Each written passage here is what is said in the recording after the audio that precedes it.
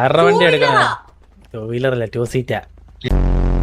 അയ്യോ പേരൊന്നും ദൈവം തന്ന വണ്ടിയുടെ പേരെന്താ? ഊബർ ആണോ? ഓട്ടെ ലൈഫ് ഇല്ല കേട്ടാ, ചത്ത് കഴിഞ്ഞാൽ ചത്ത്.